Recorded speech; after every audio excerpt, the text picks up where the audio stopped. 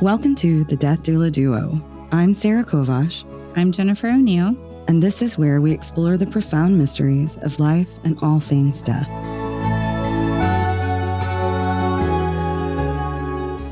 Hello. Hello. Well, welcome. We are here today with Drew Edmondson, who is a former Attorney General for Oklahoma, and he was Attorney General for 16 years. A true Okie from Muskogee, he has dedicated his life to public service, and we are really grateful to have him here. He was just inducted into the Oklahoma Hall of Fame this year. Yep. And to say he has accomplished many things in his career would be putting it lightly. And he did help to create TSET. He cares about clean water. He's met every U.S. president since Eisenhower except one. And in today's episode, we're going to talk about experiences with end of life and how that can impact not only the work we do, but what we're passionate about. And I am just so excited to have you here, Drew. Thank you. I'm looking forward to the conversation. Yes, thank you for coming. Pleasure. So before we get started. By the way, I haven't been inducted yet into the Hall of Fame. That takes place into November. Oh, okay. So they could still change their mind theoretically. Oh, no. Okay. But I have been invited. We'll keep our fingers You've crossed. been invited, yeah. Well, they have it on their website, so I think they're committed. Yeah, with a picture. That's right. That does say some commitment right there. Yeah, it kind of seals the deal, It would be embarrassing for them to back up. That's true. We got to take this whole webpage down. Yeah. So before we get into the important work that you've done with end of life care, I would love to hear about a moment in your career that you found particularly unexpected or surprising, a story that you might like to share with us. Well, 16 years, there are a lot of stories. I'll tell you one thing that never got the headlines that the tobacco settlement got, or TSET, or, the occasional death penalty. There was a case down in Pittsburgh County where a young child who was in DHS custody ended up dead, and the perpetrators were the people that DHS had taken the child away from to begin with. The child's name was Ryan Luke, and there was kind of an outcry that this should happen, and isn't there some way to do something about it? And got a lot of publicity down in Pittsburgh County, but not a lot of publicity around the state.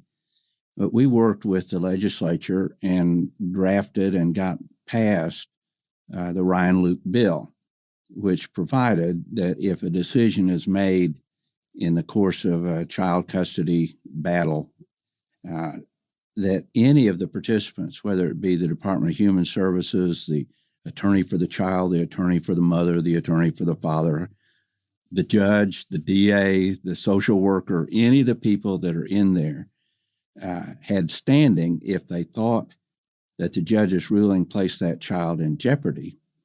They had standing to invoke the Ryan Luke law, and that would put the judge's order on hold until another judge could be assigned to come in and review the decision to see if it was suspect, if it might in fact place the child in jeopardy. And then later, a matter of months later, a situation came up where that was an issue, and the bill that we helped draft got invoked, and I was able to dispatch an assistant attorney general to go down to Little Dixie, to that county, and assist in the review process to make sure that child was safe. A lot of headlines, a lot of big projects, but to be able to invoke a law that you helped draft to take a child out of jeopardy, Yeah. I thought was a pretty big deal. That is a big deal. That's a huge deal. And something, you're right, we don't hear about. No, it's just every day there was something going on that, Well, that's amazing work. Thank you for doing that. Well, still on the books as far as I know. Yeah. The Ryan Luke. Yeah, Ryan Luke. Interesting. Thank you for sharing that. No, we impaneled a grand jury down in Pittsburgh County to try to get to the bottom of what happened. What happened was the judge placed Ryan with his grandfather, and the grandfather then put him back in his son and daughter-in-law's home, or daughter and son-in-law's home, and the boy was killed. Oh my gosh, That's so tragic. And the grandfather was represented by Gene Stipe, which added a little local flavor to the whole process. A very powerful state senator from Pittsburgh County. Wow. Well, there you go. Yeah, that's just, So I like that answer. That's nice. I like knowing that about you. Were you wanting something lighter? no, I mean, No, that's what we're here for. And speaking of, meaningful things, I was introduced to you by a mutual friend and who said that your experiences with end of life had led you to do things in your career, but also just I'd love to hear about your personal experience. Well, in our family, or whatever, at least in my memory, the Edmondson men tend to just drop dead.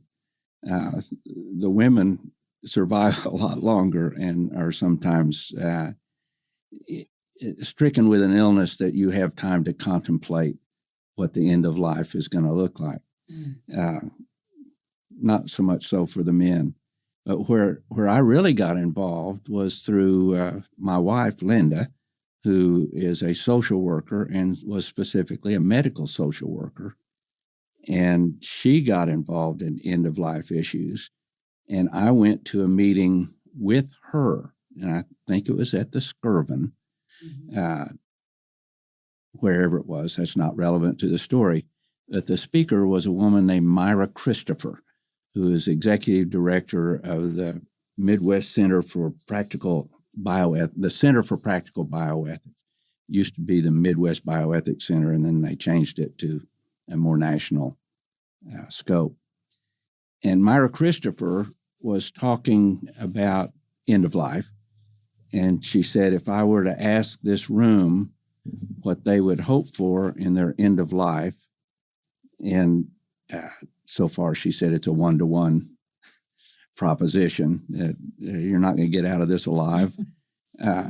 So if you were asked what you would look for in your end of life, if this room reflects the society as a whole, the vast majority of you would say that you would prefer to die at home, free from pain, surrounded by family and friends. That's right. Yeah. It was not my meeting. This was my wife's meeting. I was there as a spouse. I was there as an observer, not as the Attorney General. But I was Attorney General, and I was active in consumer protection issues at a national level. I think 2 years I chaired the Consumer Protection Committee of the National Association of Attorneys General. And I started thinking, well, why is that? I represent consumers. And if consumers of medical care are not getting from the system what they want at end of life, why not? What are the barriers?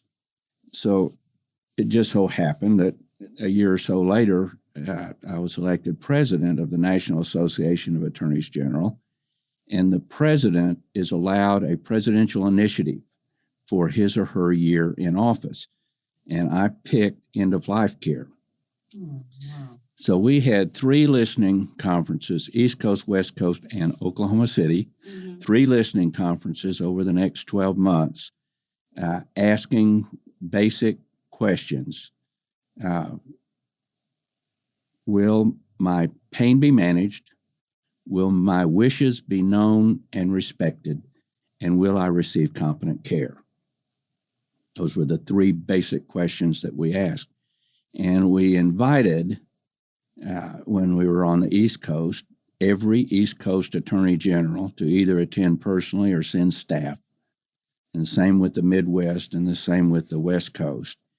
And we brought in experts, people who had been through the process, lawyers, doctors, bioethicists to talk through the issue. Pain management people, the conflict between the need for pain medication, particularly at the end of life. If you have a particularly debilitating and painful cancer, you don't want to spend your last weeks in agony when the pain can, in fact, be managed.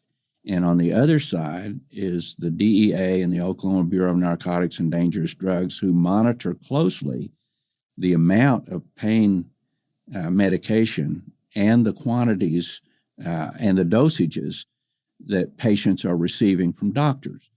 And doctors are in the middle, and healthcare providers in a hospital are in the middle. They want to take care of the needs of their patients, including pain, but they don't want DEA breathing down their neck, calling them pill pushers, and particularly when the accusation is they're doing that for profit. And this is particularly at the end of life that this is happening. I mean, I know that it's happening otherwise, but is that what you're suggesting? Is that there's? I think the distinction is trouble? At the end of life, the problem of becoming addicted is just irrelevant. Right. Mm-hmm. And that's exactly. They're dealing with highly addictive drugs, and therefore dosage levels are very important to the authorities. If someone had a broken leg, they will have pain that needs to be managed, but you want to be very careful that they don't turn that broken leg into a lifelong addiction that is more debilitating than a broken leg. So that was the deal. And at the end of that year, every attorney general in the nation, and I'm sure it's not true today, but at the end of that year, every attorney general in the nation had a person on staff dedicated to end-of-life issues, to answer questions, to run interference, to do whatever's necessary in Minnesota or Oregon or South Carolina or Texas even, to deal with end-of-life issues.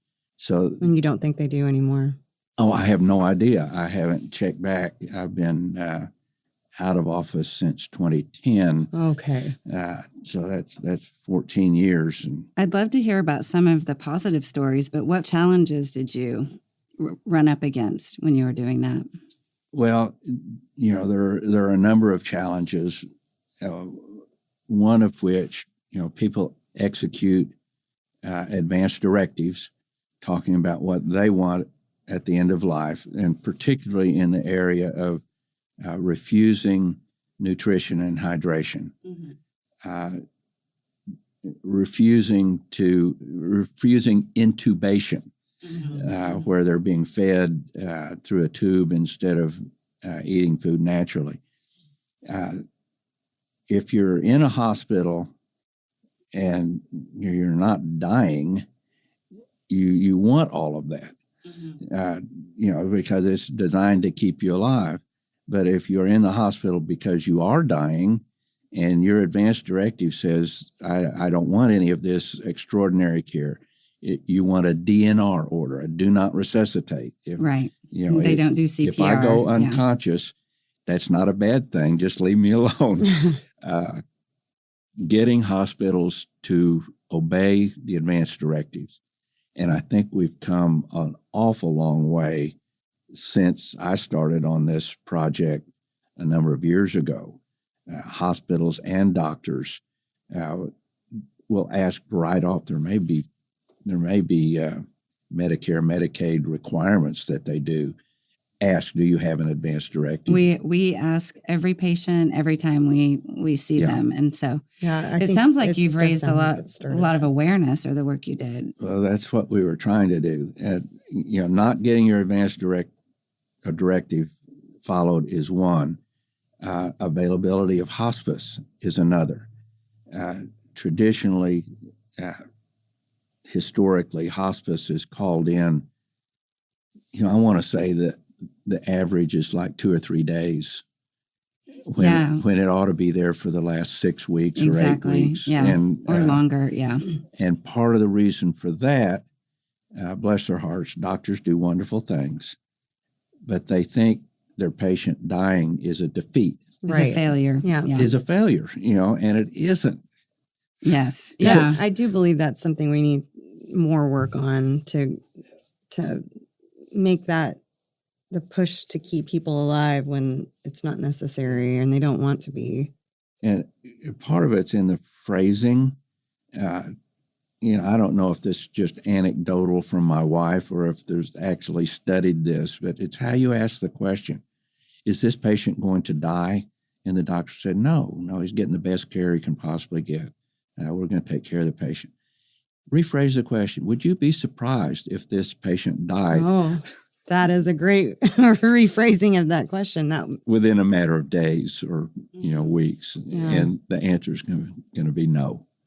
Would not be surprised. Well, then they need to be on hospice, and you need to be talking about palliative care.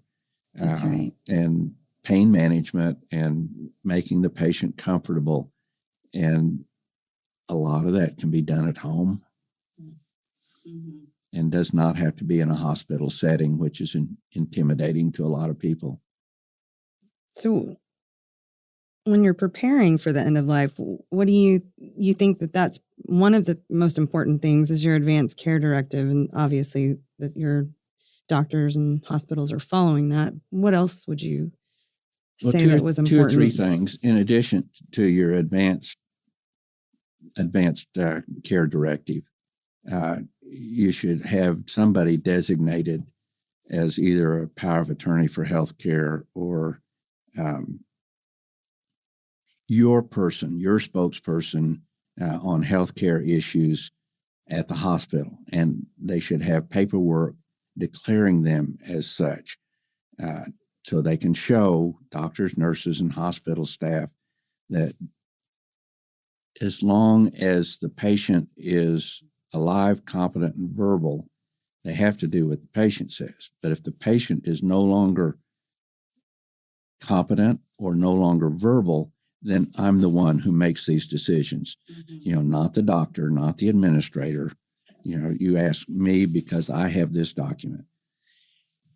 But I've always said, and I learned this from my wife, that you can have all the paperwork in the world, and if you don't have a conversation with your family, Right, yeah. it may not do you any good. And the classic example that they use is, everybody in the family's set, they know what mama wants, they're in the hospital, the doctors are following it, and then the daughter from California shows up who hadn't seen her mother in 2 years and has all this guilt that they're feeling for not being in contact with their loved one. And they say, what do you mean you're going to not intubate? What do you mean you're going to turn off this machine or that machine? Right. And spare any measures. Yeah. That one person can really they upend can, that because they weren't in on the conversation. process. They Yeah. didn't hear what mama had to say. And if there's one thing doctors and hospitals hate, besides mice, I would think, if there's one thing they really hate is dissension among the family on what needs to be done. That's fair. They want a very clear statement of this is what she would say if she were awake and competent. She executed her advance directive when she was confident. She knows exactly what she wants and has said so, and it's incumbent upon you to provide it or release her to a facility that will. And there are some particularly there are some hospitals of faith. That's what I was thinking. Yeah, Maybe that Catholic hospitals. yeah, that really have trouble with allowing a patient to die. And that conversation needs to be had early on. If the hospital has philosophical impediments to doing what the advance directive says, we're not talking about assisted suicide. Right. What we are talking about is not frustrating a natural death. Exactly. Comfort care. Providing Comfort care, yeah. palliative care, and allow the patient to have her last wishes, That's right. I'm really glad you brought that up. which is to pass away peacefully That's right. And to have a good death. and not in pain. And that shouldn't be dictated by which hospital you end up at. it certainly should not. And the hospital should be clear that either we're going to follow your advance directive or we We philosophically cannot. Yeah, no, I agree. That's Yeah. that's a really good point to make. And so I would like for people listening to keep that in mind. You know, we do have choices. So have the advance directive, have the healthcare proxy or a power of attorney for healthcare, have all of those documents. I say more importantly, but at least as important, have the conversation, have the talk with your kids, even the ones that are out of state, especially the ones that are out of state. And so everybody's on the same page. Everybody knows exactly what mama wants, and they're going to make sure that that gets carried out. And then make sure your care facility will follow those as well. The DNR orders, and boy, that's one of the tricky points on the DNR order is if the patient is unconscious at home and you call EMS. Mm-hmm. Yeah, you need to have it on your refrigerator. Yeah, because the first thing they'll do is slap an oxygen mask on you and start pounding on your chest. That's right. And doing their best to resuscitate you. That was actually a recommendation of one of our Death Cafe participants. Well, she was an ER nurse. Oh, yeah, that's why. Put it on your refrigerator. She insisted. That's where they'll look for it. And DNR. Do not resuscitate. That's By the way, I love ER nurses. Mm-hmm. I was a prosecutor for 10 years in Muskogee, and they make the best witnesses. Mm-hmm. I bet. They pay attention. Yeah. And they don't have any sympathy for the defendant. That's right. That would be your dream, wouldn't it? That's my dream juror. That's right. Great witness. What advice would you give current policymakers or the public about end-of-life care? We've talked a little bit about the public, but I'd love to hear, what you think you believe the legal system and the role they have in managing end-of-life issues. First off, policymakers include judges, prosecutors, certainly include legislators, governors. I would just like all of them to be aware that end-of-life issues exist, and they should at least have a fundamental knowledge of what those issues are and why they're important and how those issues might come before them in whatever position they occupy, whether it's a judge or a legislator or whatever. How's it going to manifest? How are they going to see it besides dying themselves? How are they going to see it as a policymaker? And to the legislature, I would say there are some things that you can do to make it easier on the consuming public, consumers of healthcare, make the forms easier. They try to, I'm sorry, that's not fair. It appears that they try to make it as complicated as possible instead of making it as simple as possible. I think you're right. It can be overwhelming for people to look at those forms and they don't understand. And so my advice to them would be, be familiar with, what the basic issues are surrounding end-of-life care, everything from pain management to DNRs, and then try not to frustrate what the medical care consuming public would like in terms of their end of life.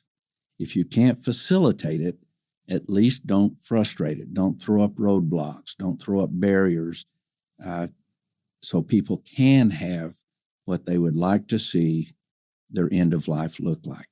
Mm-hmm. To give as much freedom as possible to the people. As much as possible. Yeah. I have no problem with the Oregon law.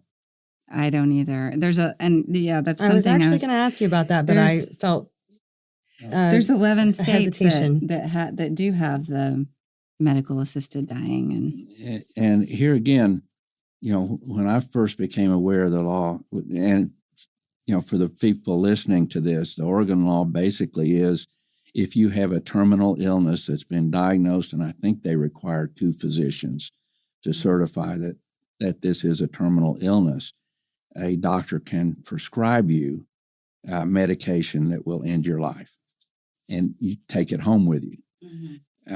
And the initial short-term studies that I saw, which I certainly can't say that's true today because it's been 25 years since this first started in my world. But the initial facts were the number of suicides declined, went down when Oregon made that possible because the patient was in control. Yeah. The patient had in his or her hand the ability to end the pain if and when it became unbearable. In a humane way. In a humane way. And I think it was that feeling of empowerment that kept them alive longer. Well, and probably getting some education around the subject because you want to, and us as death doulas, if we're involved in someone's care, we would want to ask them their motivation for what is that? Is it about caregivers? Because we can solve that problem.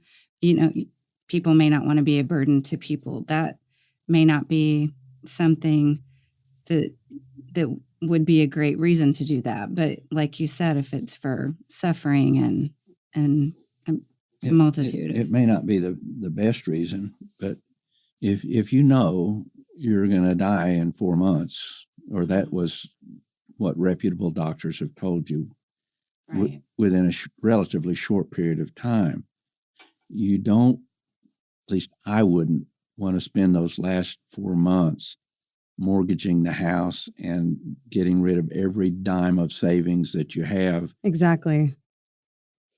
To give you a little bit to give more you no time. quality of Yeah. life, if that's if you didn't have quality of life. Right. Yeah.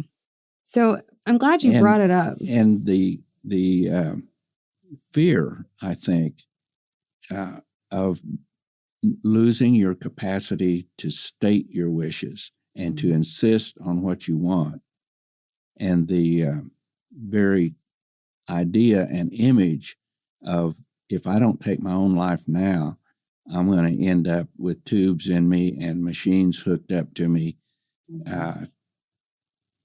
Right. for the I can foreseeable definitely future. see how that would. I can see how the Oregon law would cut down on the number of suicides, and there would be more natural deaths because the person has it in his power to end it and does not have that fear that he's going to end up on a slab somewhere with cords running through his or her body for an indefinite period of time. Meanwhile, everything they worked all their lives to build up is gone. Mm-hmm. And nothing for their spouse, their children, their grandchildren, because it's all spent on futile medical care. Texas passed a law that said hospitals could refuse futile care. If the hospital and the doctor says, this operation isn't going to do you any good, or this procedure is not going to do you any good, this chemotherapy is not going to do you any good, you're going to die, and we're not going to provide care that will be futile. He passed a law in the state of Texas, and George Bush signed it when he was governor. Wow. We don't have that law. Yeah, and there's a lot of pressure on doctors and hospitals to do everything humanly possible, whether it is really helping or whether it's simply prolonging death. Mm-hmm. Or prolonging suffering. Yeah. Well, the reason I said I was glad you brought it up is because at our last Death Cafe, we had quite a few people who were interested in possibly lobbying to get that passed here, to get that bill passed The here. futile care. Well, not that. That would be awesome. But the assisted suicide, the Oregon. Mm-hmm. Mm-hmm.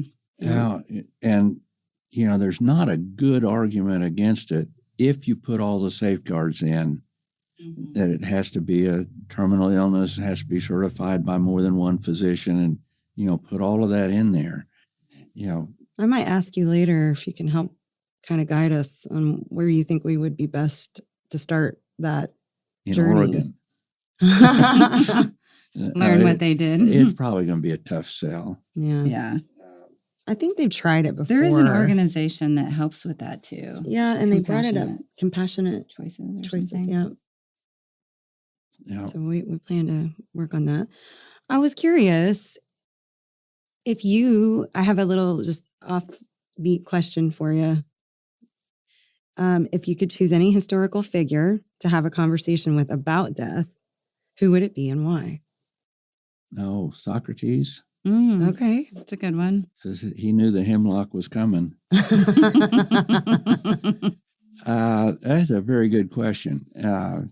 Thank Jennifer for that one. I'd love to visit with Elizabeth Kubler-Ross. Oh, yeah. If she's still alive. I don't know that she is. She's not. But in this answer, you can pick anybody and why. Okay. Any historical figure. Most of them are not historical around. figure. Well, I can't. Right, I may think of a historical figure. Sure. But right now, I want to give you Ira Byock, who is a doctor in Missoula, Montana, and spoke at all three of my listening conferences. And just a fascinating doctor and a fascinating witness for us at all of these meetings.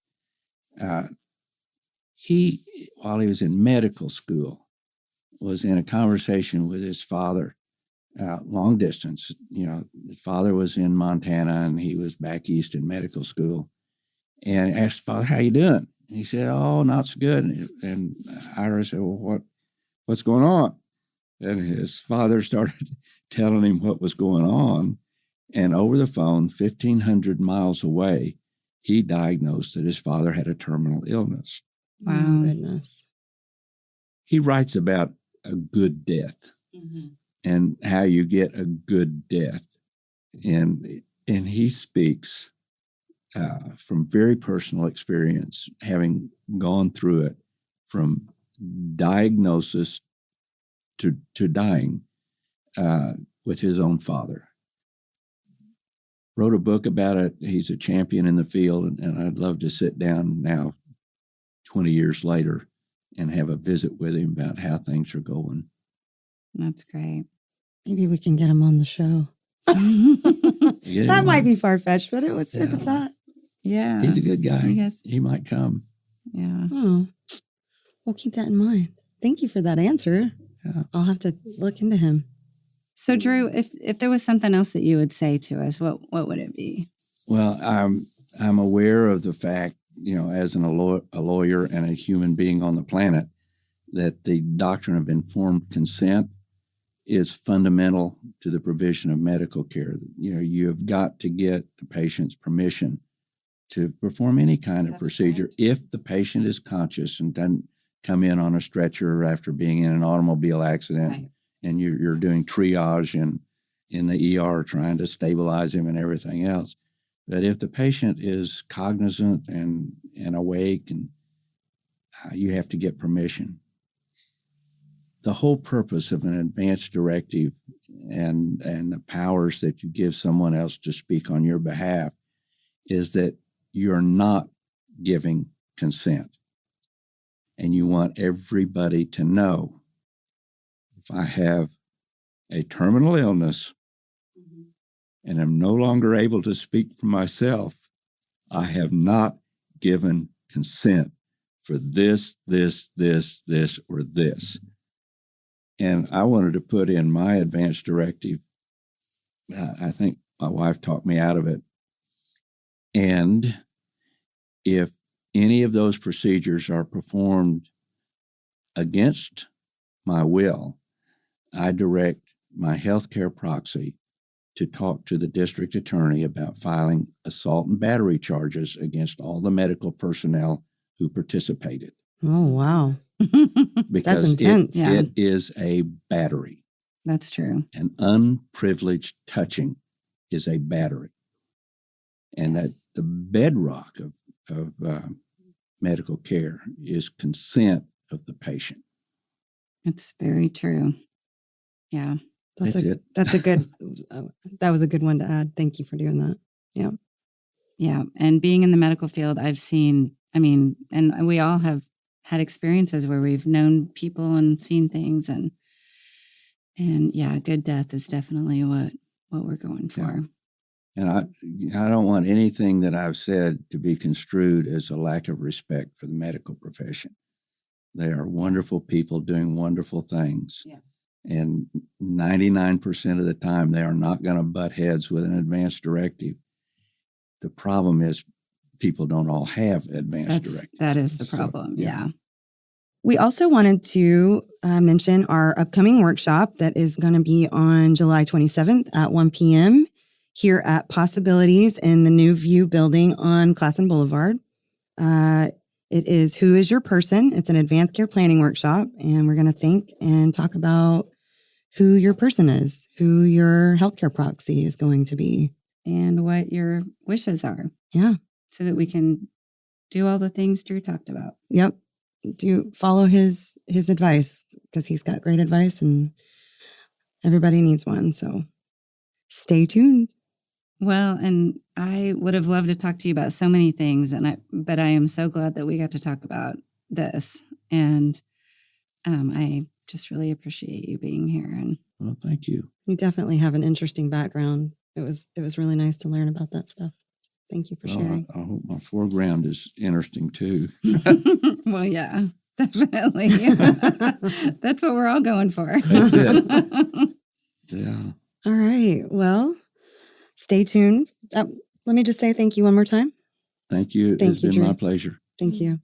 Stay tuned for our next episode, where we explore more of the profound impacts of life and death.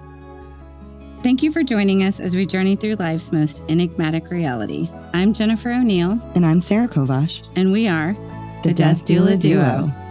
The Death Doula Duo is brought to you by the Possibilities podcast platform.